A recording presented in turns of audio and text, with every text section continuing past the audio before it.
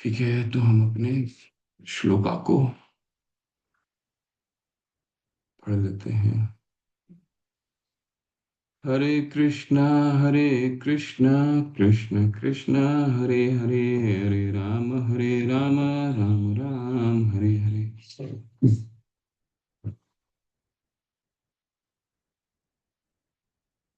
Okay, चलिए पढ़ते हैं। श्लोका याद कीजिए। अन्य अभिलाषिता शून्यम ज्ञान कर्मादनावृतम अनुकूलेन कृष्णा अनुशीलनम भक्तिरुत्तमा। जब प्रथम श्रेणी की भक्ति विकसित होती है तो व्यक्ति को सभी भौतिक इच्छाओं, अद्वैतवादी दर्शन द्वारा प्राप्त ज्ञान और सकाम कर्म से रहित होना चाहिए। भक्त को निरंतर कृष्ण की अनुकूल सेवा करनी चाहिए, जैसा कि कृष्ण चाहते हैं। सर्व उपाधि विनिर्मुक्तम तत्परत्वेन निर्मलम ऋषिकेन ऋषिकेश सेवनम भक्ति रुच्यते। भक्ति को इंद्रियों का उपयोग करके भगवान की सेवा के रूप में परिभाषित किया गया है। इसे भगवान को प्रसन्न करने के इरादे से अन्य इच्छाओं से मुक्त और अन्य प्रक्रियाओं के बिना किसी बाधा से ये किया जाना चाहिए। अतः श्री कृष्ण नाम आदि न भवेद ग्राह्यम इंद्रिय सेवोन्मुखे ही जिह्वादो स्वयं एव स्मृतियदः। कृष्ण और उनके पवित्र नामों को भौतिक इंद्रियों द्वारा नहीं समझा जा सकता, लेकिन जब कोई व्यक्ति भगवान के पवित्र नाम और पारलौकिक रूप को स्वीकार करने की प्रवृत्ति विकसित करता है तो कृष्ण सहज रूप से जीव और अन्य इंद्रियों में प्रकट होते हैं। अनासक्तस्य विषयान् यथार्हम् उपयुञ्जत निर्बंध कृष्ण संबंधे युक्त वैराग्यम उच्यते। जो व्यक्ति भक्ति के विकास के लिए उपयुक्त वस्तुओं का उपयोग करता है, उनसे विरक्त रहता है, उसका वैराग्य भक्ति के लिए उपयुक्त कहा जाता है। वस्तुओं को लगातार कृष्ण से संबंधित होना चाहिए। हरे कृष्णा कृष्ण कृष्णा हरे हरे, हरे राम राम हरे हरे। तो अभी क्या थीम चल रहा है? थीम चल रहा है अध्याय 6 में हमने क्या पढ़ा? अध्याय 6 में हमने 64 विधि के विस्तार के विषय में पढ़ा। क्या है 64 विधि? अब तक याद होना, दोबारा रिवाइज कर लेते हैं। गुरु पादाश्रय तस्मात् कृष्णा दीक्षादि शिक्षणम विश्रम्भेन गुरु सेवा साधु वर्तमान वर्तनम। गुरु के पदाश्रय लेना, गुरु के शरण में जाना। दूसरा, कृष्णा दीक्षादि शिक्षणम, यानी कृष्ण से भगवान उनसे दीक्षा लेना और उन कृष्ण विषयक कथा के कृष्ण विषय ज्ञान प्राप्त करना। विश्रम्भेन गुरु सेवा साधु वर्तमान साधु वर्तनम, यानी कि उनसे दृढ़ता पूर्वक उनकी सेवा करना और उनके दिए हुए मार्ग के अनुसार साधुओं के पूर्ववर्ती आचार्यों का पथ का अनुगमन करनी। ठीक है, इसके बाद क्या है? सद्धर्म पृच्छा भोगादि त्यागे कृष्णा हेतवे द्वारका द्वार निवासो द्वारका आदो गंगादेर अपि सन्निधौ। सद्धर्म पृच्छा, उनसे परीक्षा का मतलब होता है पूछना, कुछ धर्म के विषय। जो हमारा सनातन धर्म है, हमारा धर्म क्या है, मनुष्य जीवन का धर्म क्या है, उसके विषय ज्ञान प्राप्त करना गुरु से। और इसके बाद क्या प्राप्त करना? हम अपने आध्यात्मिक जीवन में किस तरह प्रगति कर सकते हैं, वो गुरु से परीक्षा करना यानी पूछना। भोग आदि कृष्णा त्यागे कृष्णा हेतवे, और भोग आदि वस्तुओं को जितना जरूरत है भगवान की भक्ति में उतना ही उसको ग्रहण करना। ठीक है।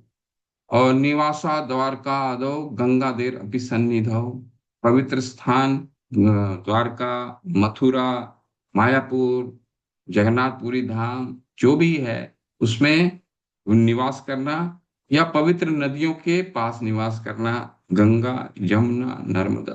क्या ये हो गया है?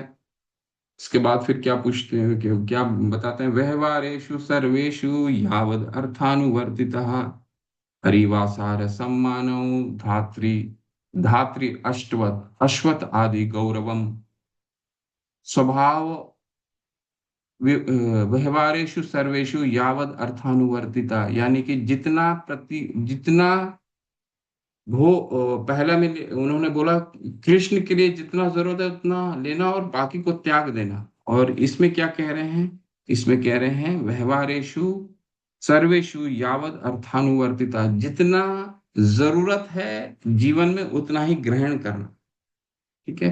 पहले में उन्होंने त्याग के विषय में बोला, इन सब चीज किनको किनको किसको त्यागना है, और इसमें कह रहे हैं किनको लेना है, जीवन में कितने को लेना है। ठीक है। इसके बाद क्या उन्होंने बताया?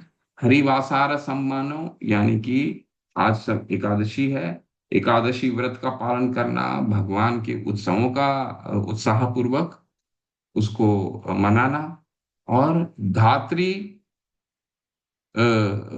अश्वत्थ आदि गौरवम, पवित्र वृक्षों का आराधना करना। अश्वत्थ तुलसी महारानी का किसी भी पवित्र अ, वृक्षों की आराधना करें। तो ये मुख्यतः 10 करणीय हैं। ठीक है। और कल हमने क्या देखा? कल हमने देखा गुरु, पहले रूप गोस्वामी पाद ने बताया गुरु पादाश्रय तस्मात्। गुरु पादाश्रय तस्मात् का क्या मतलब? गुरु पादाश्रय तस्मात् यानी कि गुरु की शरण में जाना। और फिर क्या, गुरु की शरण में क्यों जाना, उसके विषय में हमने विस्तार से जाना। ठीक है। क्यों जाना चाहिए गुरु के आश्रय, क्यों जाना चाहिए, हमने कल उसके विस्तार से उस पर चर्चा किया। क्योंकि हम कर्मण्य भारमानानाम दुःखाहेता दुःखाय सुखाय च पश्येत पाक विपर्यासम। हम अपने कर्मों से जो भी सुख दुखों की हत्या करके सुख की लेने का प्रयास कर रहे हैं, परंतु ऐसा हो नहीं पाता है। ठीक है। हमारे से सुख की प्राप्ति नहीं हो पाती है। इसलिए तस्मात, इसलिए क्या होना करना चाहिए? गुरु की शरण में जाना चाहिए।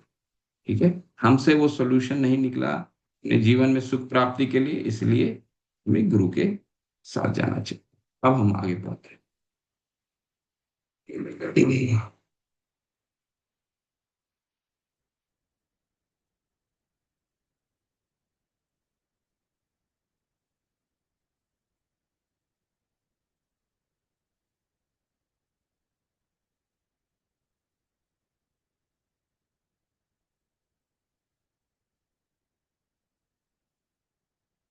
दूसरा बिंदु क्या है? कृष्णा दीक्षादि शिक्षणम। कृष्णा दीक्षादि शिक्षणम का क्या मतलब है?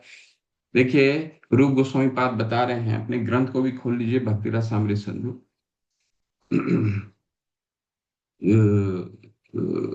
दीक्षा के विषय में क्या बता रहे हैं? श्री कृष्ण दीक्षादि शिक्षणम यथा तत्रैव, यानी कि उसी 11:3:21 में हमने पढ़ा। 11:3:21 में क्या हमने पढ़ा? 11:3:21 में हमने पढ़ा तस्मात् गुरु प्रपद्यते जिज्ञासु श्रेय उत्तमम शब्दे परच निष्णातम ब्रह्मण्य उपश्माश्रयम। गुरु के शरण में जाना, उनसे जिज्ञास करना, क्या क्या चीज पूछना? उत्तमम। उत्तमम का क्या मतलब है? उत्तमम का मतलब है, तम का मतलब होता है तामसिक। ठीक है। तमह मतलब अंधकार। ओके। तमह मतलब अंधकार, और तम का क्या मतलब है? जो तम के विपरीत हो। कृष्ण सूर्य समः माया भय अंधकार। कृष्ण सूर्य के समान प्रकाशित रहते हैं, और जहां कृष्ण नहीं है, और माया क्या है? माया भय अंधकार। जहां कृष्णा तहां नहीं माया रे अधिकार। तो उत्तमम, उत्तमम का मतलब है, तम मतलब होता है अंधकार, और उत्तमम मतलब होता है प्रकाश।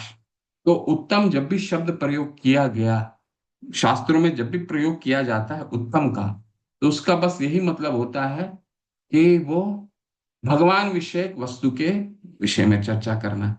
ठीक है। नहीं तो क्या, माया विषय वस्तु में चर्चा करना तो वो तो अंधकारी। ठीक है।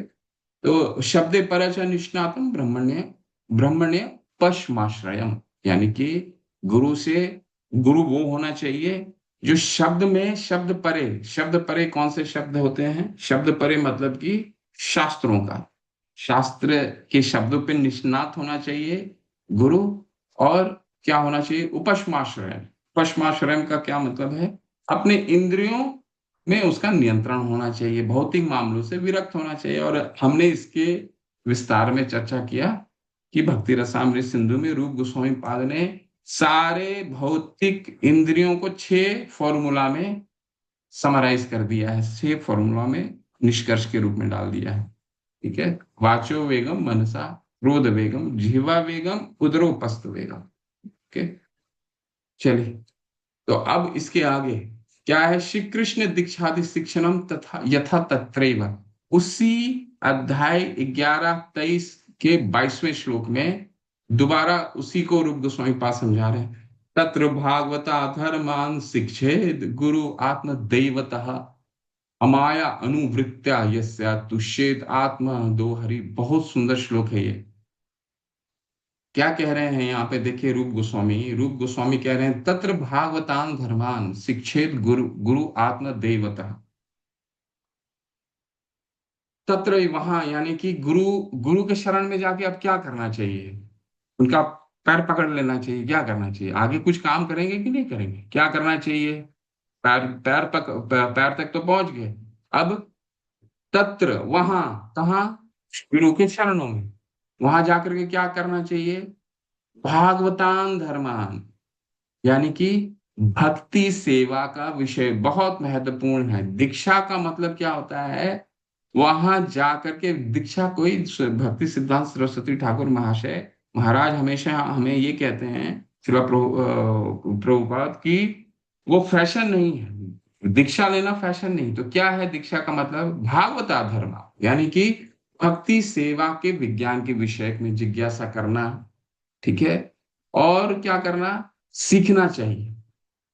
ठीक है, सीखना चाहिए। शिक्षेद गुरु आत्म देवता, किस तरह से सीखना चाहिए? क्या भाव से सीखना चाहिए? भाव क्या होना चाहिए? जिसके लिए आध्यात्मिक गुरु आत्मा, आत्मा का मतलब होता है कि अपना जीवन मानकर, जिसके लिए आध्यात्मिक गुरु ही उसका जीवन और पूजनीय देवता है।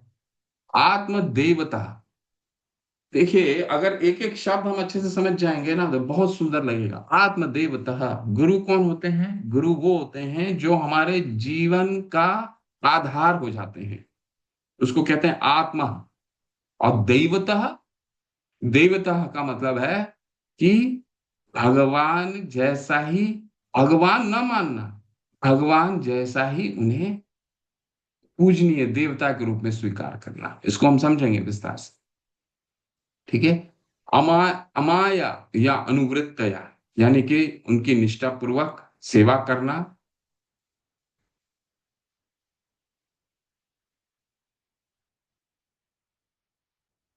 निष्ठा पूर्वक छल रहित, अमायया, अमायया मतलब छल रहित, किसी तरह का छल नहीं होगा। गुरु ने अगर बोल दिया 16 माला करो, 4 नियमों का पालन करो, तो ये होना ही चाहिए। अमायया, ठीक है। अमायया अनुवृत्तया, इसीलिए कहा जाता है दीक्षा कोई फैशन नहीं है। जब तक हम मानसिक रूप से तैयार ना हो, दीक्षा के लिए कभी भी आगे नहीं आना चाहिए। अमायया अनुवृत्ते, अनुवृत्त्या का मतलब कि छल रहित होना चाहिए, और अनुवृत्त्या निष्ठा पूर्वक सेवा करना चाहिए। ठीक है। ये जिससे भक्ति विज्ञान, और उनसे क्या सीखना चाहिए? भक्ति विज्ञान के विषय में तुष्य, संतुष्ट हो सकता है आत्मा परम, आत्मा जो स्वयं को प्रदान करते हैं। और ये बहुत सुंदर है, ऐसा करने से क्या होता है? आत्मा, आत्म आत्म दो हरि। अगर हम ऐसा करते हैं, ऐसा अगर करने से क्या होता है? तुष्येत, संतुष्ट हो सकता। कौन संतुष्ट हो जाता है? गुरु तो संतुष्ट होता है, लेकिन गुरु के संतुष्ट होने से क्या होता है? भगवान संतुष्ट हो जाते हैं। और भगवान संतुष्ट होने से क्या हो जाता है? आत्म आत्म दो हरि, भगवान स्वयं को प्रदान कर देते हैं। इतना महत्वपूर्ण शब्द है। इसीलिए हम गाते हैं ना, यस प्रसादात भगवत प्रसादो, यस अप्रसादा न गति कुतोपि। यस प्रसादा भगवत प्रसादो। ठीक है। वही यहाँ कहा जा रहा है। रूप गोस्वामी पाद ये इस श्लोक में प्रबुद्ध राजा निमि को यही कह रहे हैं। अगर कोई देखिए, इसका अन्वय पढ़ लिया हमने, शब्दार्थ पढ़ लिया, अन्वय पढ़ लेते हैं। सच्चे आध्यात्मिक गुरु को अपना प्राण और आत्मा तथा पूजनीय देवता मानकर शिष्य को उनसे भक्ति सेवा की विधि सीखनी चाहिए। विधि सीखनी चाहिए। तत्र भागवतान धर्मान, भागवत धर्म के विषय में उनसे सीखनी चाहिए। और क्या भाव से सीखनी चाहिए? आत्म देवता भाव से, स्वयं का जीवन का आधार मान करके और गुरु को देवता समान पूजनीय मानते हुए, ठीक है। समस्त आत्माओं के प्राण परम पुरुषोत्तम भगवान हरि अपने शुद्ध भक्तों का अपना प्राण अर्पित करने के लिए तत्पर रहते हैं। आत्म दो हरि हो जाते हैं, भगवान ही आत्म दो हरि हो जाते हैं, ठीक है। अतः शिष्य को आध्यात्मिक गुरु से यह सीखना चाहिए कि वह बिना छल कपट के और निष्ठा पूर्वक इस प्रकार भगवान की सेवा करे कि परमेश्वर प्रसन्न होकर अपने सच्चे शिष्य को अपना प्राण अर्पित कर दे। तो ये कितना महत्वपूर्ण बिंदु है जो यहाँ पे ये समझाया जा रहा है कि भगवान को, गुरु को अगर हम आत्म दोहरी, अगर गुरु को आत्म देवता, यानी कि गुरु को अपना जीवन का आधार मान करके, उनको देवता समान पूजनीय मान करके, देवता समान पूजनीय का मतलब क्या हुआ? देवता समान पूजनीय का मतलब हो गया गुरु को भगवान का प्रतिनिधि मानते हुए उनसे उनकी आराधना करना, ठीक है। अब कोई ये कहता है कि मान लीजिए किसी का मन में ये प्रश्न आता है, नहीं मैं तो भगवान को, गुरु को इस तरह देवता जैसा, कि कई प्रश्न गौड़ीय संप्रदाय के लोगों ने किया था ना, कि जब मंदिर में भगवान प्रभु शिला प्रभुपाद के रहते हुए भी शिला प्रभुपाद के अर्च विग्रह, शिला प्रभुपाद के विग्रह को बैठाया जा रहा था, तो बहुत गौड़ीय संप्रदाय के लोगों ने इस पे अ, अपनी अपनी टिप्पणी की थी। परंतु वो संप्रदाय, गौड़ीय संप्रदाय ने दूसरे पंथ के भी लोगों ने किया था। तो इसका मुख्य देखिए क्या है, आत्म देवता हरि, गुरु होते हैं भगवान के प्रतिनिधि। अगर गुरु को हम प्रसन्न नहीं कर पाए तो भगवान कैसे प्रसन्न होंगे? और ये भौतिक जगत में भी देखा जाता है। मान लीजिए किसी परिवार से किसी को अच्छा किसी से संपर्क बनाना है तो क्या होता है? बच्चों से उनका संपर्क बनाना होता है। अगर ये कोई कहे कि नहीं नहीं, मैं मुझे आपके बच्चे तो पसंद नहीं है, आप पसंद है जी, तो समझ ये संभव है क्या? कोई भी ये इस पसंद इसको कोई भी संभव नहीं हो सकता। उसका संपर्क उस परिवार के साथ नहीं बन सकता। ठीक वैसे ही उसी तरह गुरु क्या होते हैं? भगवान के प्रतिनिधि होते हैं। भगवान से हमें जोड़ने के, भगवान से जोड़ते हैं। और क्या? अमाया अनुवृत्त्या यस्य तुष्येद आत्मा दोहरी, और भगवान की, और हमें बिना छल के अनुवृत्तियां करना चाहिए, ठीक है। निष्ठा पूर्वक सेवा करना चाहिए। शिला प्रभुपाद ने ये हमें गारंटी दिया है ना। आगे हम बहुत अच्छा अच्छा श्लोक पढ़ेंगे। शिला प्रभुपाद ने हमें क्या गारंटी दिया है? तुम ये 4 नियमों का पालन करो, 16 माला करो, भगवत धाम की गारंटी मैं लेता हूं, ठीक है। अमाया अनुवृत्तिया, हमें बस यही करना है। अमाया मतलब बिना छल के, बिना छल के ये 16 माला और 4 नियमों का पालन बहुत ही दृढ़ता पूर्वक करते हैं, ठीक है। और ये करने से क्या होता है? यशे तुषेत आत्म दोहरी, भगवान स्वयं प्रसन्न होते हैं, ठीक है। भगवान स्वयं प्रसन्न होते हैं और आत्म आत्म दोहरी कर देते हैं, स्वयं को उस भक्त के प्रति न्यौछावर कर देते हैं, ठीक है। अपने सच्चे शिष्य को अपना प्राण अर्पित कर देते हैं। तो शिला वो थोड़ा ग्रंथ भी खोल करके पढ़ लीजिए।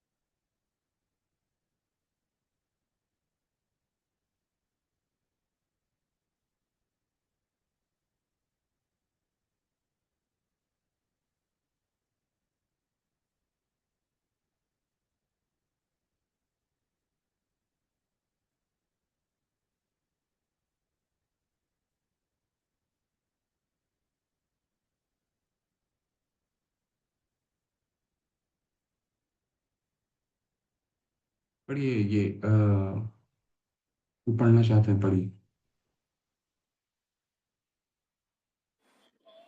मैं पढ़ूँ प्रभु जी? हरे कृष्ण सुंदर पढ़िए।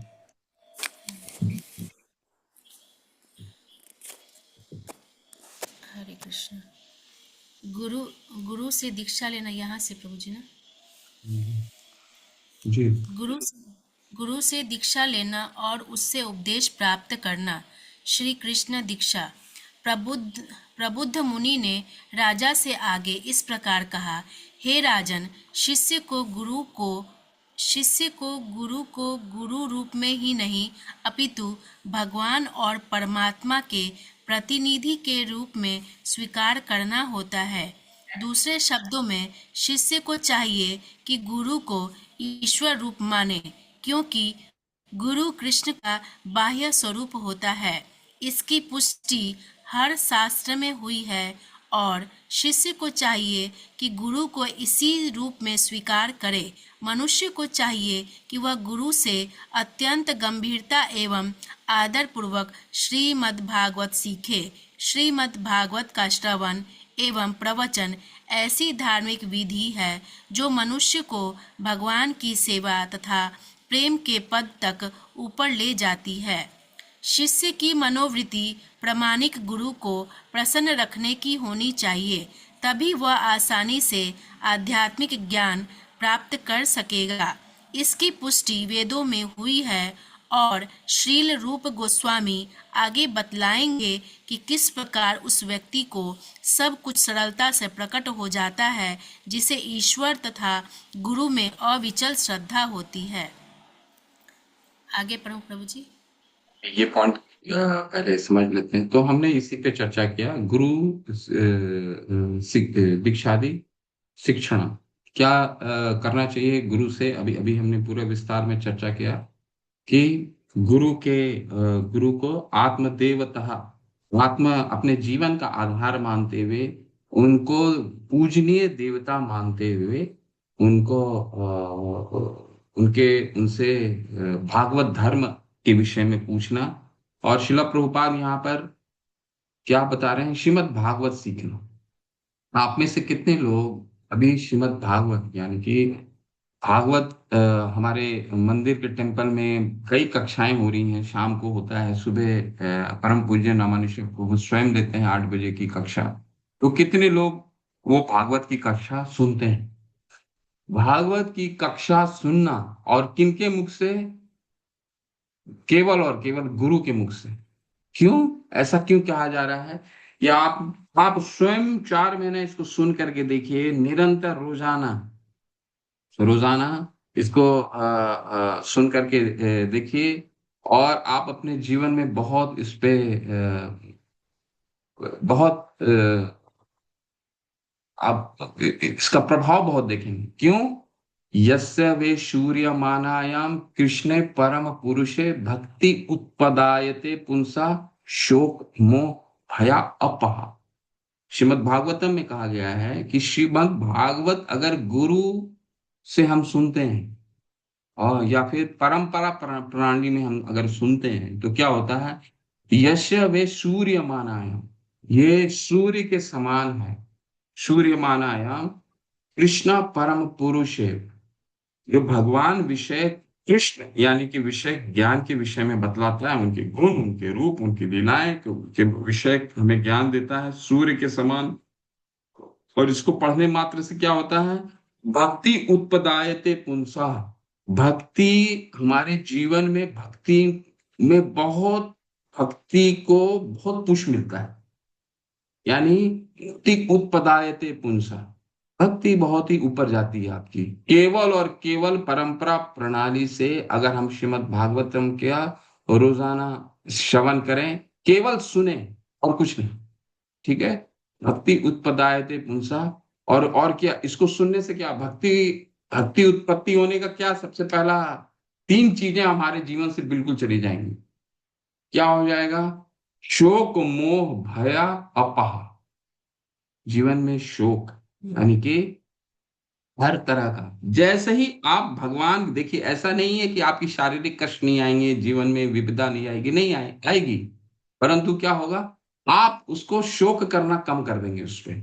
शोक, मोह, मोह का क्या मतलब है, उस पर आसक्ति कम होने लग जाएगी।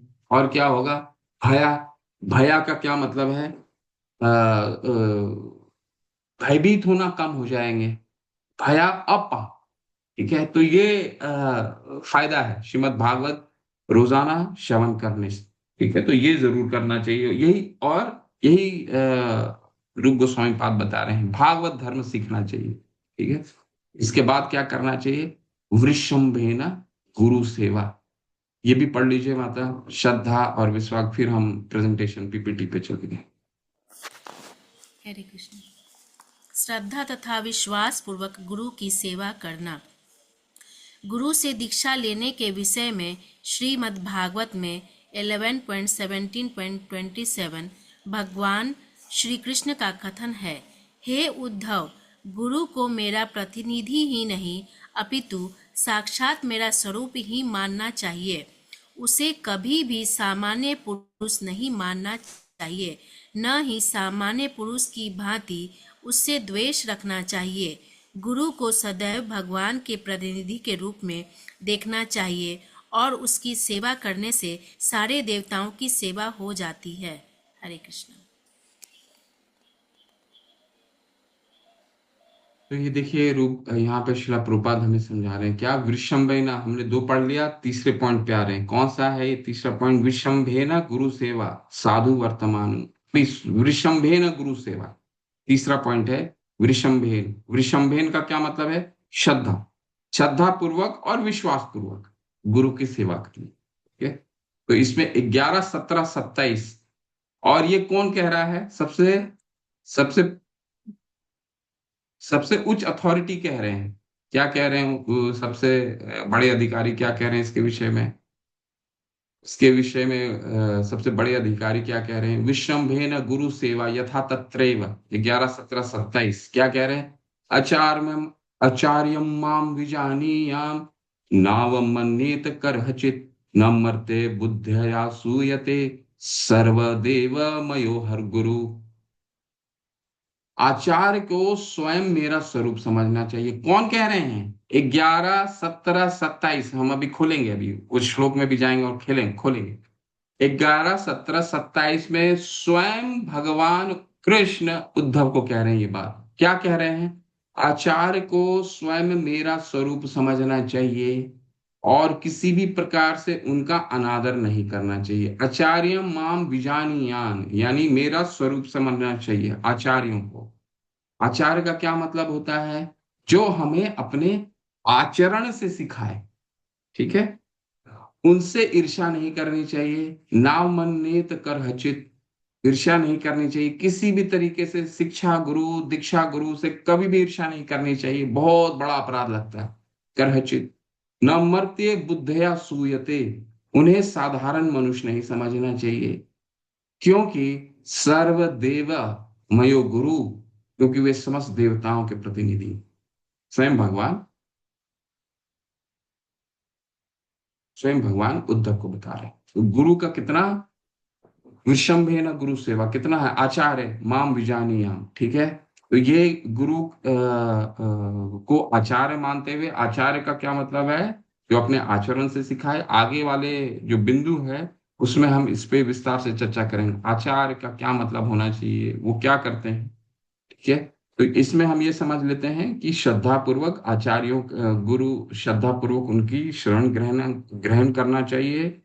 और भगवान उद्धव से स्वयं कह रहे हैं आचार्य माम विजानीयाम, यानी कि उनका मेरा प्रतिनिधि समझना चाहिए, ठीक है। और किसी भी तरीके से उनसे ईर्ष्या नहीं करनी चाहिए, किसी भी प्रकार से उनका अनादर नहीं होना चाहिए। शिक्षा गुरु, दीक्षा गुरु, किसी भी तरीके से उनसे ईर्ष्या नहीं करनी चाहिए और उनसे साधारण मनुष्य नहीं समझना चाहिए। हमारा दूसरा नाम अपराध भी यही है, ठीक है। दूसरा नाम, तीसरा नाम अपराध यही है ना, कि गुरु को साधारण मनुष्य समझना, ठीक है।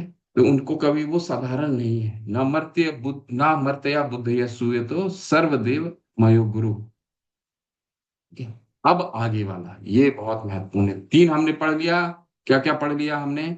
हमने पढ़ लिया कि गुरु पदाश्रय तस्मात् कृष्णा दीक्षादि शिक्षणम विश्रम्भे न गुरु सेवा। ये 3 चीज हमने पढ़ लिया। गुरु का आश्रय लेना चाहिए। क्यों लेना चाहिए? क्योंकि हमने जीवन में सारे प्रयास करके थक गए, स्वर्ग लोक भी गए, वहां भी तुलनात्मक दृष्टिकोण से ईर्ष्या की भावना के कारण वहां भी चयन नहीं हुआ। और अंततः हमें क्या करना चाहिए? तस्मात् गुरु प्रपद्यते, यानी कि गुरु के शरण में जाना चाहिए। गुरु के शरण में जाकर के क्या उनके चरण ही पकड़े रहना चाहिए कि कुछ करना भी चाहिए? क्या करना चाहिए? कृष्णा दीक्षादि शिक्षण करना चाहिए, उनसे दीक्षा लेना चाहिए। और क्या? दीक्षा लेने के बाद शिक्षा लेना चाहिए। तो ये तो वैदिक सभ्यता है। हम इस्कॉन में इसको पंचरात्रिक विधि से फॉलो करते हैं। हम पहले शिक्षा भी लेते हैं और फिर बाद में दीक्षा लेते हैं। ठीक है? क्या दीक्षा लेने के बाद शिक्षा समाप्त हो जानी चाहिए? यहाँ क्या कहा गया है? एक बहुत महत्वपूर्ण क्वेश्चन ही भूल गया पूछना आपसे। कृष्णा दीक्षादि शिक्षण, क्या कहा है रूप गोस्वामी पाद ने? कि गुरु से दीक्षा लेनी चाहिए और दीक्षा के बाद शिक्षा लेनी चाहिए। कृष्णा दीक्षादि शिक्षण। प्रश्न है आपसे, क्या दीक्षा लेने के पश्चात शिक्षा बंद कर देनी चाहिए? बंद कर देनी चाहिए?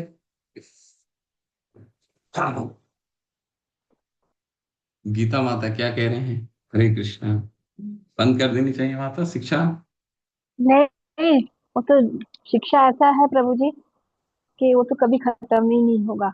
जितना भी शिक्षा मिले वो हमारे लिए समाप्त ही नहीं हो सकता। और की लगन लगी रहती है। बिंदु बिंदु में एक बिंदु है, सागर में एक बिंदु है, हम जो भी सीख रहे हैं। हरे कृष्णा।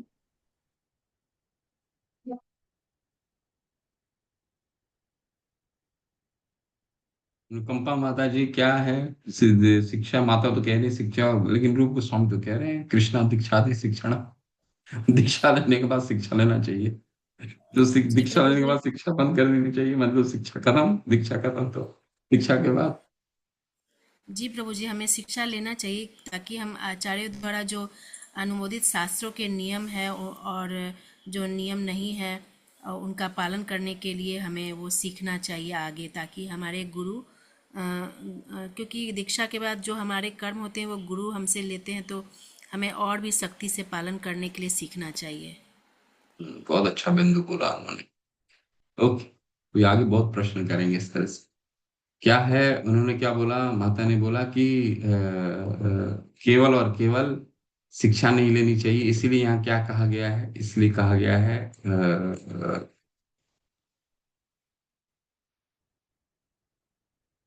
अमाया अनुवृत्तया। ये इन सब शब्दों को ध्यान पूर्वक अमाया कभी भी छल रहित अनुवृत्तिया, उनका निष्ठा पूर्वक सेवा करना चाहिए और कभी भी किसी तरह का छल नहीं होना चाहिए। ठीक है, आगे चलते हैं। साधु वर्तमान वर्तनम यथा स्कंदे। स्कंद पुराण से साधु वर्तमान वर्तनम वर्तनम के विषय में रूप गोस्वामी पाद समझा रहे हैं। समृगया शेषाम हेतु पंथा संताप वर्जितः अनुवाप्त श्रम पूर्वयेन संत प्रतः स्थिरे। शास्त्रों का नियम का पालन करना स्कंद पुराण से क्या है? व्यक्ति को शास्त्र के उन नियमों का पालन करना चाहिए जो सर्वोच्च लाभ प्रदान करते हों। ठीक है, साधु वर्तमान वर्तनम क्या हो जाता है? करने से क्या फायदा है? और वहां उसको करने से संताप वर्जित। ठीक है, क्योंकि सर्वोच्च लाभ प्रदान करते हैं और कठिनाई रहित, जिनके द्वारा पूर्व के भक्तों ने सहजता से प्रगति की है। तो यहाँ पे ये रूप गोस्वामी समझाने का प्रयास कर रहे हैं कि साधु वर्तमानुवर्तनम। साधु वर्तमानुवर्तनम का मतलब है कि गुरु के शरण में जाकर के पूर्ववर्ती आचार्यों का मार्गों का अनुसरण करना। ऐसे करने से क्या फायदा होगा? संताप वर्जित, हमारे जीवन में हर तरह के संताप चले जाएंगे। क्या करने से? जो हमारे पूर्ववर्ती आचार्यों ने जिन पात का अनुगमन किया है और उन पात उन मार्गों में चलने का किस तरह से। ऐसा नहीं है कि रूप गोस्वामी पाद हमारे गुरु बोलते हैं कि रघुनाथ दास गोस्वामी तो 3 दिन में एक बार छाछ पीते थे, तो हमारे गुरु ने ये नहीं कहा कि भाई तुम 3 दिन में एक बार छाछ पियो, नहीं। तो ऐसा नहीं कि हम अपने मन से जाकर के पूर्ववर्ती आचार्यों का अनुसरण करें, नहीं कि हम भी 3 दिन में एक गिलास छाछ पीने लग जाएं और तालपत्र में शास्त्र लिखने लग जाएं जो रघुनाथ दास गोस्वामी करते थे या रूप गोस्वामी पाद करते थे। नहीं, हमारे आचार्य ने उनके मार्ग में चलने का किस तरह से हमें सिखाया है। ठीक है, तो रूपानुगा सिखा रहे हैं, ये भक्ति रसामृत सिंधु शिला प्रभुपाद ने हमें क्या कहा है कि इसको अपना जीवन का विनिमय बना लीजिए, इसको जीवन का आधार बना लीजिए। यही यही अगर इसको हम जीवन में उतार लेते हैं, जीवन में इसका पालन करते हैं, तो हम पूर्ववर्ती आचार्यों का अनुसरण कर रहे हैं। इसीलिए हम क्या कहलाते हैं, रूपा अनुक। अगर भक्ति रसामृत सिंधु के वैदिक भक्ति के नियमों का 17वें अध्याय तक जीवन में एज इट इज हमने उतार दिया, 64 विधि को एज इट इज उतार दिया, तब हम रूपानुगा कहलाएंगे। तब शिला प्रभुपाद कह रहे हैं कि भाई आप पूर्ववर्ती आचार्यों का अनुसरण कर रहे हैं। ठीक है, ये है संताप। और ऐसा करने से क्या होगा, नियमों का पालन करने से सर्वोच्च लाभ प्रदान करता है और कठिनाई अनवाप्त श्रमम पूर्वे न यंत संतप्तस्थरे, यानी कि जिनके द्वारा पूर्व के भक्तों ने सहजता से प्रगति की है, ऐसा सभी लोगों ने अगर जो मार्ग ये है, जो मार्ग रूप गोस्वामी हमें बता रहे हैं, इन मार्ग को इस तरह से चलने से, गुरु के दिखाए हुए रास्ते से पूर्ववर्ती आचार्यों के मार्ग का अनुसरण अगर हम करते हैं, तो हमारे पूर्ववर्ती भक्तों ने भी बहुत प्रगति की है और हम भी इसका प्रगति करेंगे। ठीक है, तो ये बहुत सुंदर है। अच्छा, अब ग्रंथ खोल लीजिए, इसमें पढ़ेंगे, फिर हम पीपीटी में चलेंगे। ठीक है, साधु पुरुषों के पद चिन्हों का अनुसरण करना, ये बहुत सुंदर है। और पहला 2 अनुच्छेद पीजिए, फिर पीपीटी में चलेंगे हम। बहुत ध्यान पूर्वक सुनिएगा। साधु पुरुषों को पद चिन्हों, कौन पढ़ना चाहते हैं पढ़ लीजिए। 2 अनुच्छेद पढ़िए। गीता माता पढ़िए। हरे कृष्ण प्रभु जी, दंडवत प्रणाम। साधु पुरुषों के पद चिन्हों का अनुसरण। कंद पुराण में सलाह दी गई है कि भक्त को चाहिए कि वह पूर्व आचार्यों तथा साधु पुरुषों का अनुगमन करे, क्योंकि इस तरह से उसे वांछित फल की प्राप्ति हो सकती है और शोक करने या अपनी उन्नति के लिए घबराने की गुंजाइश नहीं रह जाती। ब्रह्मयामल शास्त्र में कहा गया है कि यदि कोई व्यक्ति शास्त्रों के आदेशों का पालन किए बिना महान भक्त बनना चाहता है, तो उसे अपने कार्यों से भक्ति में प्रगति करने में कभी सहायता नहीं मिलेगी। उल्टे वह भक्ति के निष्ठावान साधकों के मार्ग में विघ्न खड़ा करेगा। जो लोग शास्त्रों के सिद्धांतों का दृढ़ता से पालन नहीं करते, वे सामान्यतः सहजिया कहलाते हैं। ऐसे लोग जिन्होंने हर बात को सहज सस्ता समझ रखा है, जिनके अपने मनगढ़ंत मनोरथ है और जो शास्त्रों के आदेश नहीं मानते, ऐसे लोग भक्ति में मात्र बाधक बनते हैं। हरे कृष्ण, हरे कृष्ण। तो हरे बस बस कृष्ण। बस बस, बहुत इंपॉर्टेंट पॉइंट है, इसको हम डिस्कस करेंगे। क्या डिस्कशन है, चलिए। क्या डिस्कशन पॉइंट आया है? डिस्कशन पॉइंट आया है, ये हमने चर्चा कर दिया। श्रीला प्रभुपाद बता रहे हैं कि स्कंद पुराण के दिए हुए आदेशानुसार अगर हम पूर्ववर्ती आचार्यों का अनुगमन गुरु के दिखाए हुए रास्ते से करते हैं, तो हम भक्ति में उन्नति करेंगे और जीवन में हमारे हर तरह के संताप चले जाएंगे। ठीक है, और अगर ऐसा नहीं करते हैं तो क्या, देखिए दोनों चीजें चलेंगी। प्रवृत्ति क्या है, निवृत्ति। जब तक निवृत्ति पालन नहीं होगा, निवृत्ति तो हमें समझ नहीं आएगा क्या निवृत्ति है। निवृत्ति ब्रह्म श्यामल शास्त्र से क्या कहा गया है वो पढ़ो, क्या है, बहुत इंपॉर्टेंट है ये श्लोक और कई बार कोट होता है। ब्रह्म श्यामल ब्रह्म यामल यामले च श्रुति स्मृति पुराणादि पंचरात्रिक विधि विना एकांत के हरेर भक्तिर उत्पाताय कल्पते, जिसका चर्चा कर रहे थे शिला प्रभुपाद। बहुत सुंदर श्लोक है, इसको नोट कर लीजिए। श्रुति स्मृति पुराण आदि पंचरात्रिक विधि बिना एकांत के हरेर भक्तिर उत्पाताय कल्पते। शास्त्रों के नियम का पालन करना, व्यक्ति को शास्त्र के उन नियमों का पालन करना चाहिए। देखिए अब उन जो अच्छा, ये गलत इसमें अनुवाद आ गया है।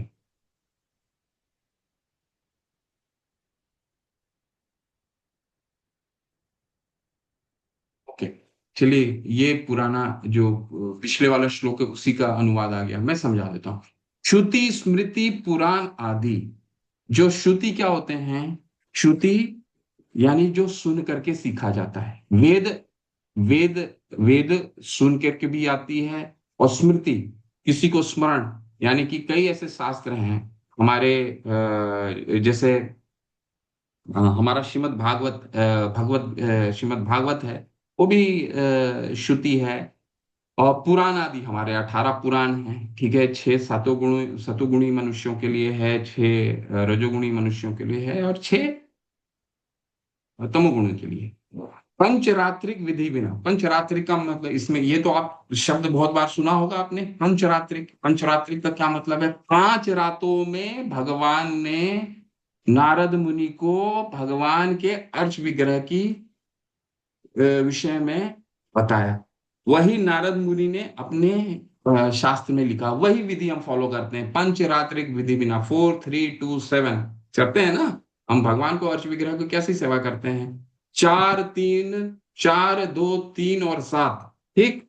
ये सब पंचरात्रिक विधि है जो भगवान ने नारद मुनि को 5 रात्रियों में भगवान के अर्च विग्रह के विषय में सुनाया। हम वैदिक प्रणाली को नहीं फॉलो करते हैं, हम पंचरात्रिक विधि को कहते हैं। तो यहाँ पे ब्रह्म यामल पुराण में क्या कहा गया है? श्रुति स्मृति पुराण आदि, यानी कि जो शास्त्रों में दिए गए श्रुति हैं, जो स्मृति है, रामायण भी आते हैं श्रुति में, पुराण है, 18 पुराण है, पंचरात्रिक विधि बिना। अगर कोई इन विधि विधानों को पालन नहीं करता है तो क्या होगा? एकांत के हरेर भक्तिर उत्पाताय कल्पते। ये केवल और केवल एकांतिक भक्ति कही जाएगी, और ये जीवन में उत्पाद के अलावा कुछ नहीं लाने वाली है। यह उदाहरण शास्त्रों के नियमों का पालन न करने के दोष को दर्शाता है। श्रुति और अन्य शास्त्रों के उल्लेख से इसका अर्थ है कि शास्त्रों में व्यक्ति को वैष्णव शास्त्रों को स्वीकार करना चाहिए। अब आपके मन में ये प्रश्न आना चाहिए, जरूर आना चाहिए, कि प्रभु आप तो पुराण में यहाँ पे लिख रहे हैं कि बाबा पुराण तो सतगुणी मनुष्यों के लिए भी है, पुराण तो तमोगुणी मनुष्यों के लिए भी है, पुराण तो रजोगुणी के लिए भी है। तो पुराण में तो मांसाहार के विषय में भी चर्चा की गई कि भाई मांस कैसे खाना चाहिए, की गई है। लेकिन हमारे आचार्य क्या बता रहे हैं कि उसमें से केवल वही चुनना चाहिए। इसीलिए क्या कहा है आचार्य? विश्रम्भे न गुरु सेवा, गुरु हमें बताएंगे। हम अपने से अगर पुराण खोल के पढ़ने लग जाएंगे तो हमें तो वहां पता चलेगा कि बाबा वहां तो मांस खाने के लिए भी लिखा हुआ है, लेकिन हमें गुरु भी बताएंगे कि उसमें से क्या चुनना है। इसीलिए गुरु द्वारा बताए हुए गए हुए मार्ग का अनुशीलन करना, उनके द्वारा उन श्रुति स्मृति और पुराण आदि या पंचरात्रिक विधि, उनके द्वारा बताए गए रास्ते पे चलना, ये तो भागवत धर्म है। हम गुरु के शरण में जाते हैं। अभी हमने क्या पढ़ा? गुरु के कृष्णा दीक्षादि शिक्षणम, कृष्णा दीक्षादि शिक्षणम में हमने क्या पढ़ा? कृष्णा दीक्षादि शिक्षणम में हमने पढ़ा कि गुरु के शरण में जाना और उनसे भागवत धर्म सीखना। क्या भागवत धर्म होता है? केवल भागवत, श्रीमद् भगवत गीता, भागवत सुनना, वो तो है ही। इसके बाद क्या सीखना? गुरु तो हमें सब कुछ सिखाते हैं, हमें तो कुछ भी नहीं आता है। तुलसी पूजा कैसे करनी, भगवान को दंडवत प्रणाम कैसे करना है। अभी तो पहली बार मैं जब मंदिर गया था तो जब देखता था लोग ऐसे लेट करके प्रणाम कर रहे हैं तो समझ ही नहीं आता था, तो मैं तो खड़ा ही रहता था, है ना। समझ नहीं आता तो गुरु हमें समझाते हैं कि भाई आप दंडवत प्रणाम करो, पंचांग काल प्रणाम हो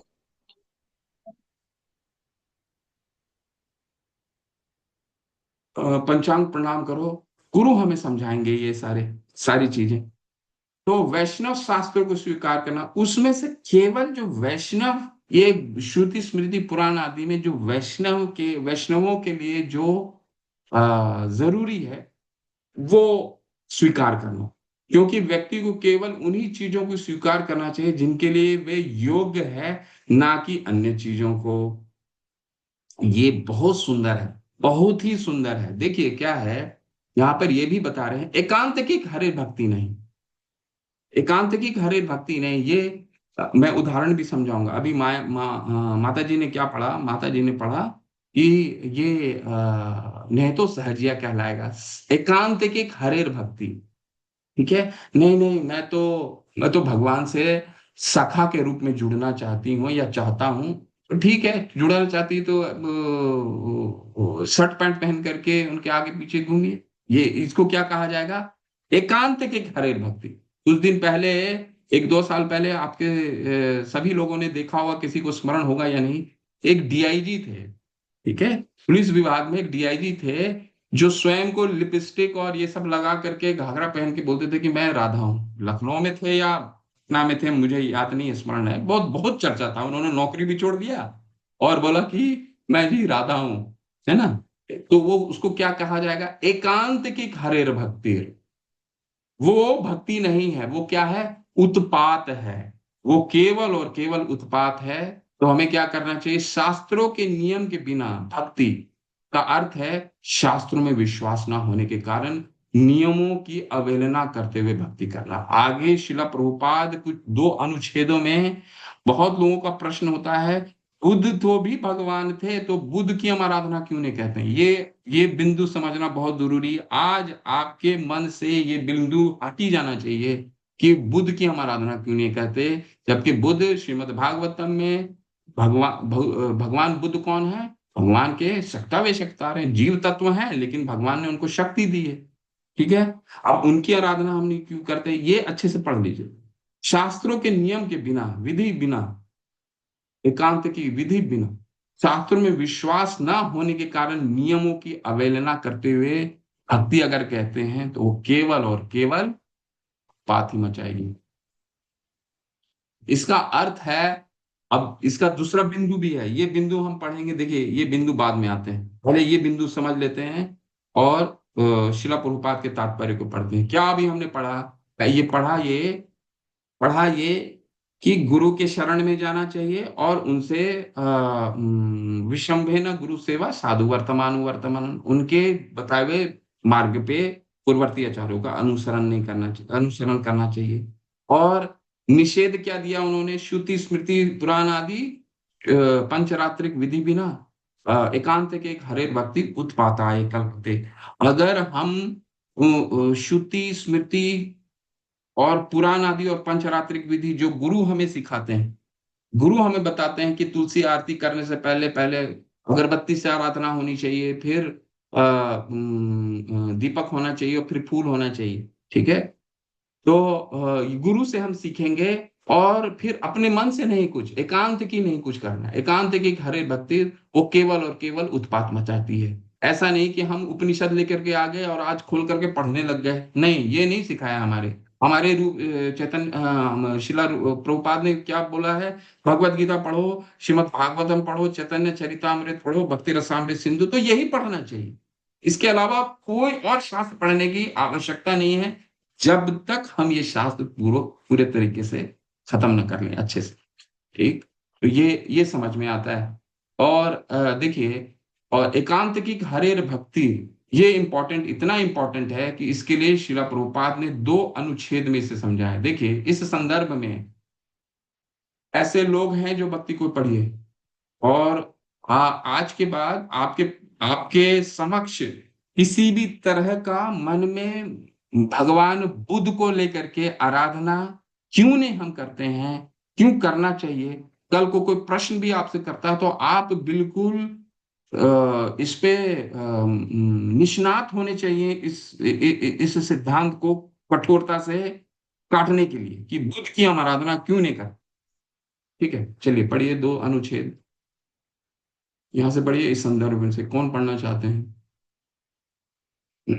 पढ़िए जल्दी। चंद्रा चतुर्वेदी माता पढ़िए। हरे कृष्णा। प्रणाम प्रभु जी। ऐसे संदर्भ में इस संदर्भ में ऐसे लोग जो भक्ति नहीं करते हैं और शास्त्रों की भी परवाह नहीं करते हैं और विरोध कर सकते हैं, उनका एक उदाहरण बौद्ध दर्शन में पाया जाता है। भगवान बुद्ध का जन्म एक श्रेष्ठ क्षत्रिय राजकुल में हुआ था, किंतु उनका दर्शन वैदिक दुष्कर्मों के अनुकूल नहीं था। अनुकूल नहीं था, अतएव उनके दर्शन का बहिष्कार किया गया है। यह बौद्ध धर्म हिंदू राजा महाराजा अशोक के संरक्षण में सारे भारत और पड़ोसी देशों में फैल गया था, किंतु महान शिक्षक शंकराचार्य के आविर्भाव के बाद यही बौद्ध धर्म भारत की सीमाओं से निष्कासित कर दिया गया। शास्त्रों की परवाह न करके बौद्ध या उनके अन्य धर्मावलंबी कभी कभी यह कहते हुए सुने जाते हैं कि भगवान बुद्ध के अनेक भक्त हैं जो उनकी भक्ति करते हैं, अतः उन्हें भक्त माना जाना चाहिए। इस तर्क के उत्तर में रूप गोस्वामी कहते हैं कि बुद्ध के अनुयायी जो भक्त नहीं, उनको भक्त नहीं कहा जा सकता। यद्यपि भगवान बुद्ध को कृष्ण का अवतार माना जाता है, किंतु ऐसे अवतारों के अनुयायियों को का वेद ज्ञान बढ़ा चढ़ा नहीं होता है। वेदों के अध्ययन का अर्थ है कि भगवान की श्रेष्ठता को स्वीकार करना। अतएव जो भी धार्मिक सिद्धांत भगवान की श्रेष्ठता को नकारता है वो स्वीकार्य नहीं है और नास्तिकतावाद कहलाता है। नास्तिकवाद का अर्थ है कि वेदों के प्रभाव की अवज्ञा एवं महान आचार्यों की अवहेलना करना जो जन सामान्य के लाभ हेतु बौद्धिक शास्त्रों की शिक्षा देते हैं। पढ़े आगे प्रभु जी। बस बस बस, हरे कृष्ण, बहुत सुंदर। देखिए अब ये क्लैरिटी आ गई क्यों बुद्ध की हम आराधना नहीं करते हैं। क्यों? क्योंकि हमें ये समझना चाहिए, एक तो भगवान बुद्ध क्या है, शक्तावेश अवतार है। तो शक्तावेश भगवान वो जीव तत्व हैं जिनके अब एक शक्ति दी गई है। और जीव गोस्वामी विष्णु धर्म के त्रियुग में ये चीज बताते हैं। क्या बता रहे हैं? बताते हैं कि भगवान बुद्ध ने नास्तिकवाद को क्यों बढ़ावा दिया। नास्तिकवाद को इसलिए बढ़ावा दिया क्योंकि एकांतिक एक हरि भक्ति चल रहा था उस समय। लोग शास्त्रों को स्वयं अनुसरण करते हुए स्वयं पढ़ते थे और मांसाहार करते थे कि नहीं शास्त्रों में तो मांसाहार लिखा हुआ है, और पशु हत्या करते थे। तो पशु हत्या इतनी बढ़ गई थी कि उस हत्या को उस पूरे इस नियम को काटने के लिए भगवान बुद्ध का अवतार इसी के लिए हुआ कि ये पूरे नियम को काटने के लिए नहीं शास्त्र, क्योंकि समझाना बहुत मुश्किल हो गया था, क्योंकि वो शास्त्र का अनुमोदन करते हुए कहते थे कि नहीं मांसाहार होना चाहिए और जीव हत्या हो रही थी। तो भगवान बुद्ध ने इसलिए ये कार्य किया कि शास्त्रों का ही अवहेलना कर दी कि शास्त्र का कोई मतलब नहीं। तो उनका ये उद्देश्य ही था। ठीक है, तो उन्होंने एकांतिक हरेर भक्ति को काटने के लिए उन्होंने शास्त्र का अनुमोदन नहीं करने के लिए सलाह दी। तो ये तो देखिए शास्त्र कितने प्रभावशाली हैं, कितने शक्तिशाली हैं कि भगवान के अगर उसको भगवान काट दें तो भी हमको शास्त्र ही मानना है। ऐसा नहीं कि भगवान को मानना है, शास्त्र को मानना है। ठीक है, तो ये कह रहे हैं रूप गोस्वामी पाद क्या कह रहे हैं? श्रुति शास्त्र पुराण आदि एक पंचरात्र की विधि बिना, अगर इन विधियों का पालन नहीं हो रहा हो कहीं भी, अगर भगवान स्वयं भी नहीं कर रहे हो, तो हमें उनके पास नहीं जाना है। कहाँ जाना है? हमें केवल इनके आसपास रहना है। ठीक है, शास्त्रों का न परवाह करने वाले बौद्ध या अन्य धर्मावलंबी कभी कभी ये कहते सुने जाते कि भगवान बुद्ध के अनेक भक्त हैं जो उनकी भक्ति करते हैं, और भक्ति नहीं कर रहे हैं। कैसे भक्ति हो सकती है? ठीक है, इसके तर्क में उत्तर में रूप गोस्वामी कहते हैं कि बुद्ध के अनुयायियों को भक्त नहीं कहा जा सकता। बिल्कुल ये क्लियर है ये दो अनुच्छेद में। ठीक है, क्योंकि वो एकांतिक हरेर भक्ति कर रहे थे।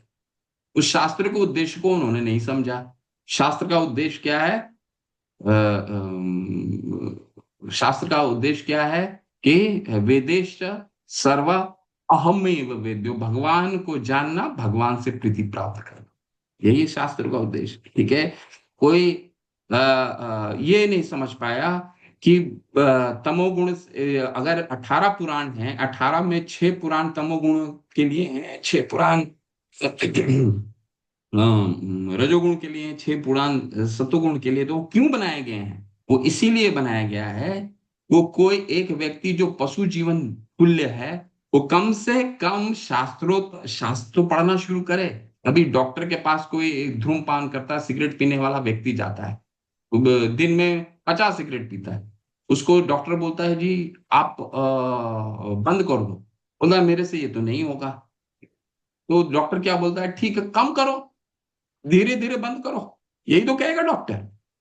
ठीक, तो शास्त्र भी यही कहते हैं, ठीक है तुमसे मांसाहार नहीं हो रहा है ना, तो एक काम करो, शास्त्र पढ़ो, तमोगुण का शास्त्र है, शिव पुराण है, ये है वो है, इसमें पढ़ो, इस पे मांसाहार करने की एक नियम दिए गए हैं, अगर वो धीरे धीरे उन नियमों का पालन करोगे अपने आप कम हो जाएगा, धीरे धीरे कम होते होते होते होते होते बंद हो जाएगा सत्वगुण। तो तरीका वही है। ठीक है, तो ये तरीके को ना समझ करके अगर हम शास्त्रों का अनुमोदन करते हुए आज काली के उपासक क्या करते हैं, यही करते हैं। कई कई मंदिरों में, काली के मंदिरों में तो शराब और मांसाहार को दिया जाता है, जो कि नहीं कहीं अनुमोदन है उसका, और प्रसाद के रूप में बांटा जाता है। कैसे बांट सकते हैं, संभव ही ये है ही नहीं, होता ही नहीं, क्योंकि ये शास्त्रों का अनुमोदन तो हो सकता है लेकिन शास्त्रों का सार नहीं है ये। ठीक है, तो हमें सार समझना हो, श्रुति स्मृति पुराण आदि पंचरात्रिक विधि बिना, विधि बिना, विधि को पालन करना हमारा काम है, बिना अगर हम कुछ ने कर लिया हमने तो वो एकांतिक एक हरे भक्ति है। ठीक है, तो ये बहुत इंपॉर्टेंट है। और इसका जो अगला पड़ाव है वो और भी इंपॉर्टेंट है। क्या पड़ाव है वो पढ़ लेते हैं थोड़ा सा, क्या है, थोड़ा सा पढ़ के फिर हम अगले इसमें चर्चा करेंगे। पढ़ के आइएगा तो और भी अच्छा लगेगा पढ़ने में। देखिए, दूसरा है, इसका पहला बिंदु तो हमने पढ़ लिया, इस पॉइंट इस श्लोक का पहला पॉइंट पढ़ लिया हमने, पॉजिटिव साइड पढ़ लिया कि बाबा हमें श्रुति शास्त्र पुराण आदि पंचरात्रिक विधि बिना के बिना अगर कुछ भी करते हैं तो एकांतिक की हरे भक्ति है। लेकिन दूसरी तरफ क्या है, इसका अर्थ थकान या अनजाने में अज्ञानता के कारण अवहेलना नहीं है। वह इस संसार में अपने मार्ग में कभी नहीं भटकेगा, आंखें बंद करके दौड़ते समय भी वह कभी ठोकर नहीं खाएगा, वह गिरेगा नहीं। बहुत सुंदर है 11-2-35 का एक श्लोक, पिछले अगले सत्र में पढ़ेंगे। इसका मतलब ये नहीं समझना चाहिए कि कोई व्यक्ति भगवान की भक्ति कर रहा है और अज्ञानतावश कोई चीज आती नहीं है उसको, कोई चीज आती नहीं है तो उसको गलती नहीं मानना चाहिए। ऐसा नहीं समझना चाहिए कि अरे ये भी एकांत की हरे भक्ति करने लग गया, अरे मुझे जब मालूम ही नहीं है कि प्रणाम का क्या मतलब होता है, दंडवत किसको कहते हैं, पंचांग किसको कहते हैं, और मैं खड़ा हूं तो मैं कोई अपराध थोड़ी कर रहा हूं। ठीक है, तो ये अगले अगले सत्र में और पढ़ेंगे। अब मान लीजिए इसका एक उदाहरण देता हूँ,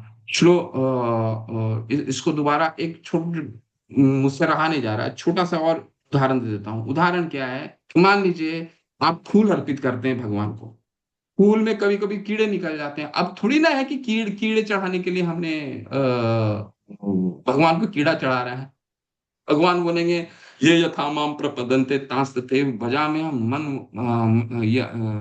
यम माम वर्तमान वर्तन्ते मनुष्य पार्थ सर्वश। अब तुम मेरे को कीड़ा चढ़ाया, तुमको कीड़ा यूं नहीं मिलेगा, नहीं, भगवान ये नहीं कहते।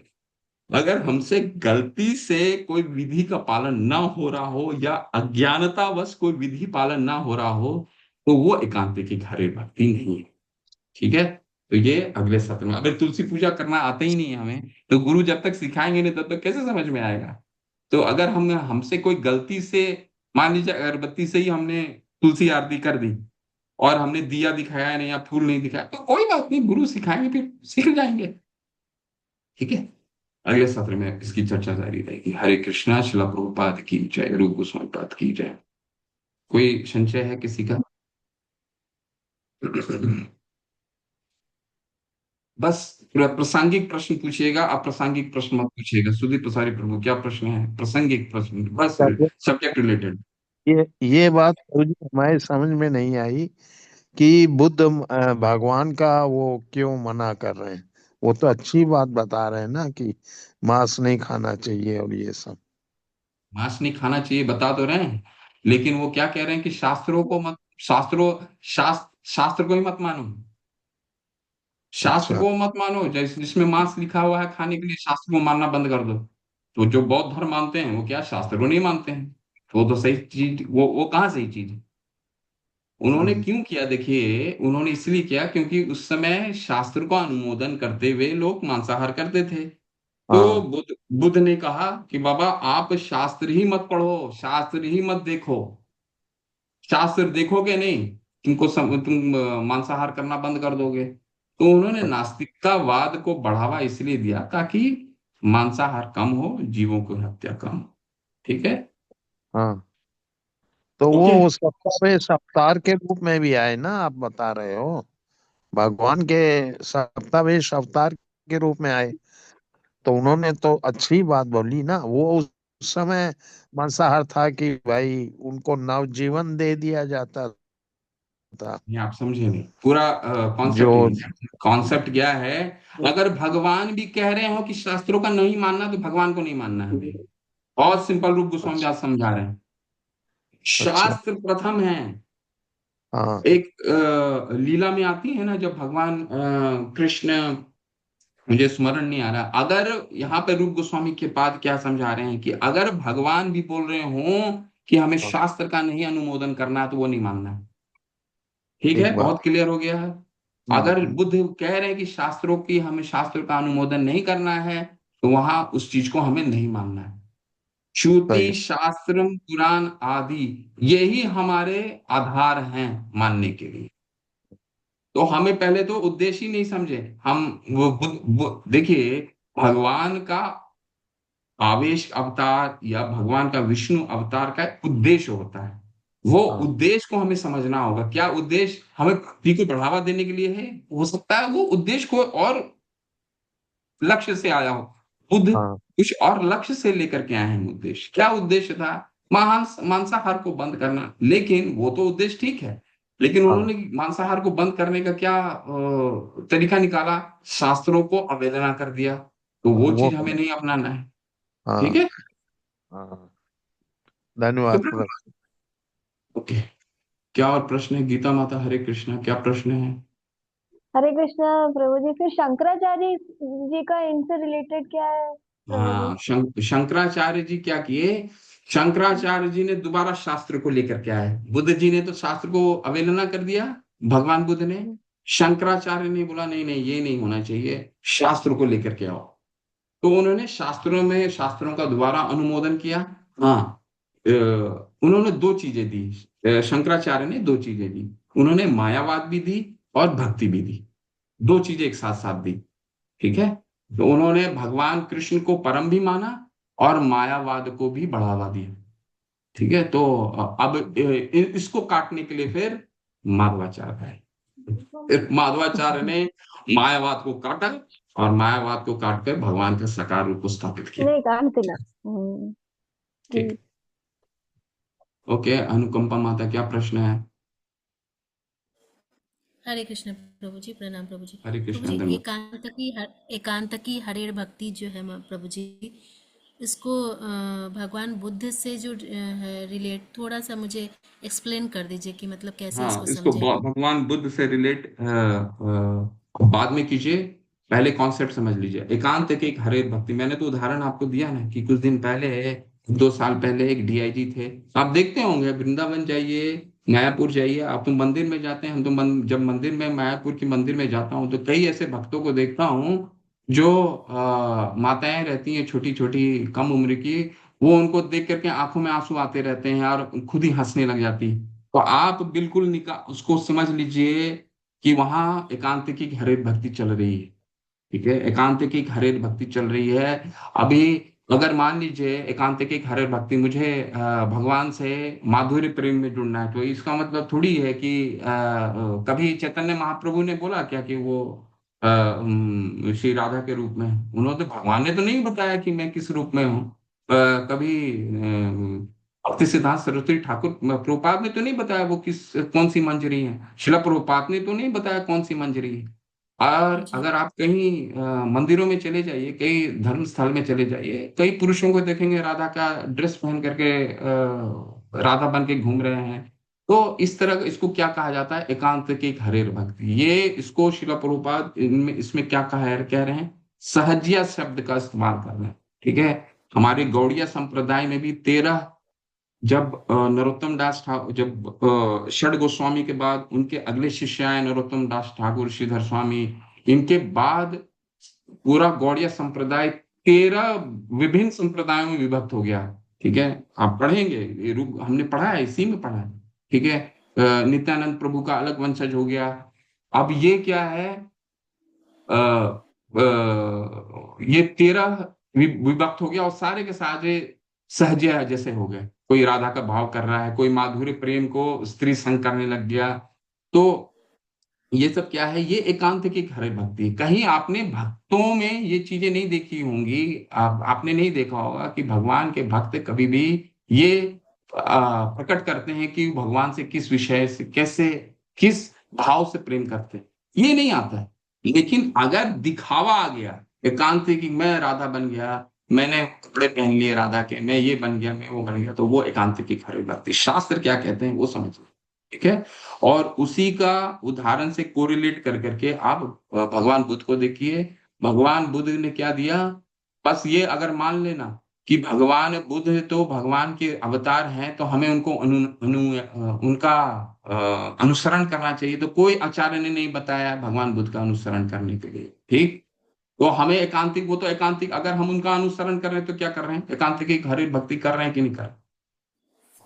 तो जी हमें क्या प्रभु जी। करना है? हमें करना है विषम्भे न गुरु सेवा साधु वर्तमान वर्तमान। हमें गुरु के शरण में जाके उनके बताए हुए रास्ते पे पूर्ववर्ती आचार्यों का अनुसरण करना। ये नहीं कि हम खुद ही अपने मन से बौद्ध धर्म करने लग जाएं। बुद्ध धर्म का कहाँ कौन से आचार्य ने बताया? किसी ने नहीं बताया। रूप गोस्वामी पाद काट रहे हैं इस चीज को। ठीक है। इसको कहा जाता है एकांत की खरे। अपने मन से करना, विधि विधान को पालन नहीं करना, को कहा जाता है एकांत की खरे भक्ति। ठीक। जी प्रभु जी, बहुत धन्यवाद प्रभु जी, प्रणाम।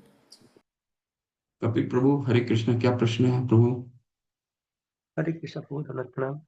धन्यवाद प्रभु, हरे प्रभु कृष्ण। जैसे हम सवेरे उठते हैं 3:45-4 बजे के आसपास, और तो प्रभु प्राथमिकता सबसे पहले किसको देनी चाहिए? अगर हम मंगल आरती अटेंड कर रहे हैं उस समय जाप करना चाहिए या फिर मंगल आरती? मंगल आरती करनी चाहिए, बिल्कुल। मंगल आरती करें। जाप के समय तो कुछ कॉम्प्रोमाइज ही मत कीजिए। वो हमारा लाइफ लाइन है पूरे दिन का, कोई कॉम्प्रोमाइज नहीं होना चाहिए। 4 माला होना चाहिए, 10 माला होना चाहिए, उस समय कुछ मत काम कीजिए, कहीं कॉम्प्रोमाइज नहीं होना चाहिए। जाप सबसे महत्वपूर्ण हमारा अंग है। बाकी जितना है वो क्या है, इसके आगे पीछे है। हमने पढ़ा था ना इसी में शास्त्र में, भक्ति रसामृत सिंधु क्या है, अम, अ, मुझे याद ही नहीं आ रहा है।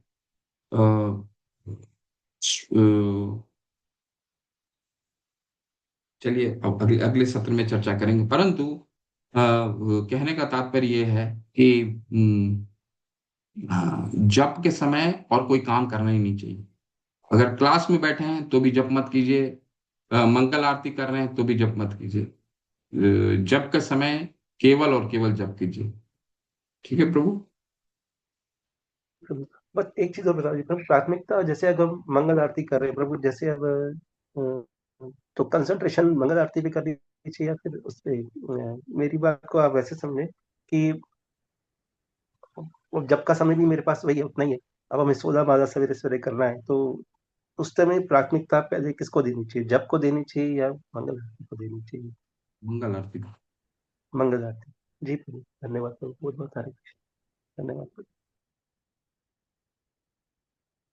क्योंकि विधि है ना। आज हम क्या पढ़ रहे हैं? क्या पढ़े हैं हमने? श्रुति शास्त्र पुराण आदि पंचरात्रिक विधि बिना। ये शिला प्रभुपाद ने हमें विधि दी है। अगर इस विधि का जीवन में हमारा मूल्य नहीं होता तो ये विधि रहता ही नहीं। मंगल आरती, ठीक। क्या है विधि? हमारे शास्त्र में क्या है? हमारे गुरु ने क्या दिया है विधि? सुबह उठना जल्दी, 4:30 बजे मंगल आरती करना, 5:15 बजे तक मंगल आरती होती है, आरती खत्म होती है, इसके बाद जप करना 7 बजे तक। ठीक है। हम अपने जीवन को कैसे ढालते हैं वो हम पे निर्भर करता है, पर अब विधि तो ये है। 5:15 से 7 बजे तक करना। इसके बाद श्रीमद् भागवतम पढ़ना, यो पढ़ना, जो करना है करना है। 8 बजे भागवतम की कक्षा होती है। ये तो विधि है ना जो मंदिरों में होती है। अगर विधि ना होती तो 1100 मंदिरों में एक साथ कैसे फॉलो हो रहा है? विधि है ना। 4:30 बजे मंगल आरती होना, इस मंग पहले डीटी वर्शिप होगी, नरसिंह आरती होगी, तुलसी आरती होगी, इसके बाद शिक्षाष्टकम होगा। ये सब तो विधि है। तो विधि को तो पालन करना सबसे प्राथमिकता है। हमको बस उन विधि के आस घूमना है, विधि के पीछे पीछे चलना, और कुछ नहीं करना है प्रभु। जी प्रभु, बहुत बहुत धन्यवाद प्रभु, धन्यवाद प्रणाम। हाँ, दीप्तिमती माता, क्या प्रश्न है? हरे कृष्ण प्रभु जी, सादर हरे प्रणाम। कृष्ण। प्रभु जी, जय मेरे कुछ रिलेटिव्स हैं, जैसे उन लोग खाटू श्याम जी को मानते हैं, तो क्या हमको उनको कुछ भी समझाने का प्रयास करना चाहिए, या किस प्रकार से? अगर अच्छा, कुछ भी नहीं, कुछ भी नहीं समझाने का प्रयास कीजिए। खाटू श्याम जी भगवान का ही रूप है, उनको मानने दीजिए ना, कोई इशू नहीं, ओके कहीं कोई दिक्कत नहीं है। जी। क्या हमने पढ़ा है ना, कहीं भी कोई भी किसी भी रूप में अगर भक्ति कर रहा है, उसका देखिए, कल अगले सत्र में इस पे बहुत विस्तार से चर्चा करेंगे, और आज भी चर्चा हुई है। जिसका जो अधिकार है वो ही अधिकार के अनुसार उनको आराधना करने दीजिए। कहीं भी डिस्टरबेंस नहीं होनी चाहिए। आप उनको प्रसाद दीजिए, ये दीजिए। ये अधिकार क्षेत्र जब बढ़ेगा तो अपने आप वो दूसरा चीजें करेंगे जो हम कराना चाहते हैं, या जो वो अधिकार क्षेत्र जब तक नहीं बढ़ेगा नहीं कर सकते। उनका वही अधिकार है। ठीक है। अगर वो खाटू श्याम जी को आराधना कर रहे हैं तो आराधना करने दीजिए, उनका वो अधिकार है, उनको आनंद आता है, करने दीजिए। और उनको प्रसाद खिलाते रहिए। अगले सत्र में इस पे दोबारा चर्चा करेंगे कि अधिकार क्षेत्र में कभी भी डिस्टर्ब, अगर कोई देवता पूजन भी कर रहा है तो उसको भी डिस्टर्ब नहीं करना चाहिए, उसको देवता पूजन करने दीजिए। अधिकार भाई कुछ तो कर रहा है ना। जी, ठीक है, थैंक यू प्रभु अधिकार जी। क्षेत्र हरे में कभी कृष्ण। डिस्टरबेंस नहीं होगा। चलिए। जी जी, थैंक यू प्रभु जी। हरे कृष्ण। चलिए। वांछा कल्पत्रु उर्मिला व्यास माता, क्या प्रश्न है? क्या प्रश्न है माता उर्मिला माता, क्या प्रश्न है? प्रश्न है क्या? ओके। वांछा कल्पतरुभ्यश्च कृपा सिंधु एव च पतिता नाम पावने भयो वैष्णवे भयो नमो नमः। अनंत कोटि वैष्णव वृंद की जय। श्री प्रभु जी प्रभुपाद। दंडवत प्रणाम। मुझे L3 का क्विज लिंक चाहिए प्रभु जी। क्या चाहिए माता? L3 का L3 का quiz link, quiz. Quiz link चाहिए। ओके। हाँ जी जी प्रभु जी। प्रभु जी रिकॉर्डिंग भेजेंगे प्रभु जी। हरे आज कृष्णा। भेजूंगा, 2 क्लास होती है खोलेंगे। ओके, जी धन्यवाद प्रभु जी। प्रभु जी। हरे कृष्ण प्रभु जी, प्रणाम ओके। प्रभु जी। ठीक है। ठीक है। Okay okay. निताई गौर प्रेमानंदे हरि हरि हरि बोल। हरे कृष्ण। नारायण।